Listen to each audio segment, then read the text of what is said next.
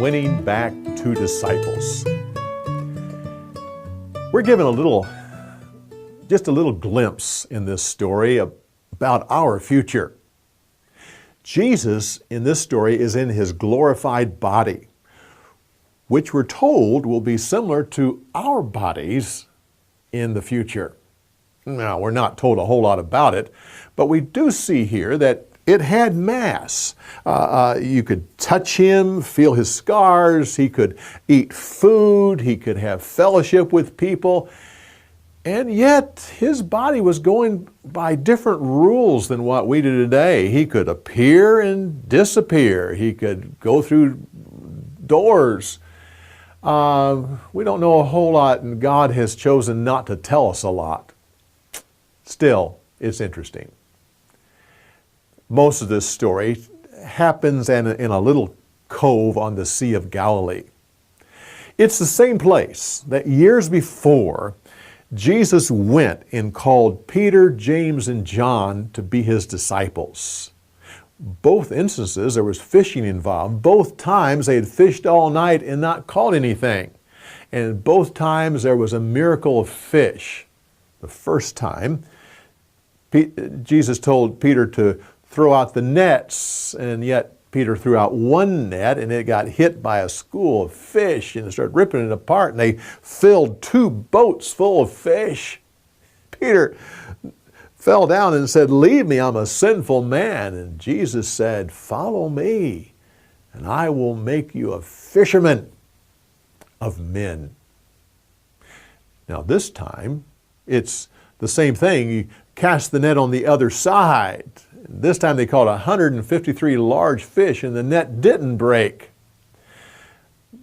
But this time, the first time, Jesus changed Peter's job from being a fisherman of fish to a fisherman of people.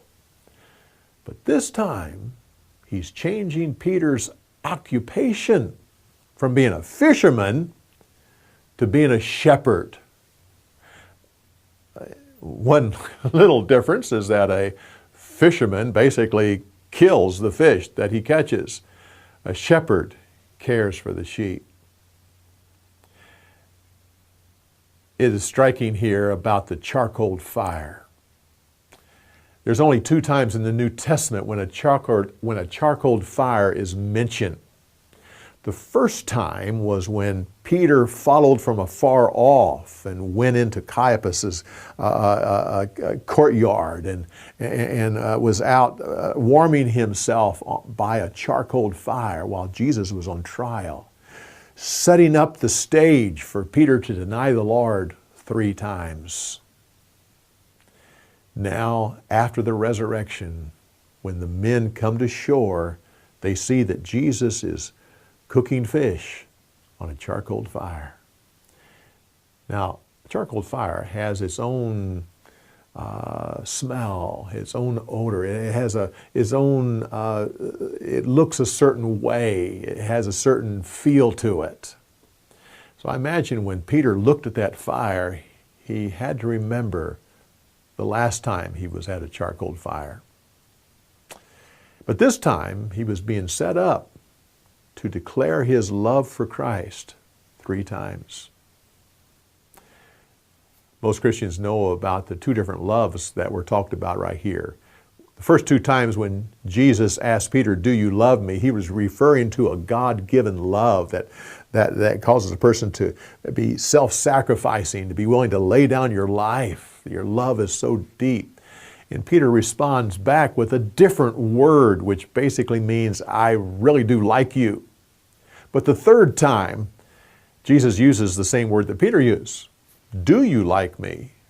And this got to the heart of Peter when he realized that what the Lord was saying is, I'm willing to go where you're at.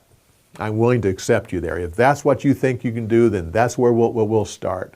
But he goes on at this point and says, "But the day will come when you will love me so much that you will give your life for me." And I'm sure this was something that Peter needed to hear. This is where he was going all along. Peter, when the test came, he thought he'd be willing to lay down his life for the Lord, but when it came, he didn't do it. Jesus told him, yeah, but the day will come when you will. Well, come back next time for more insights on the story.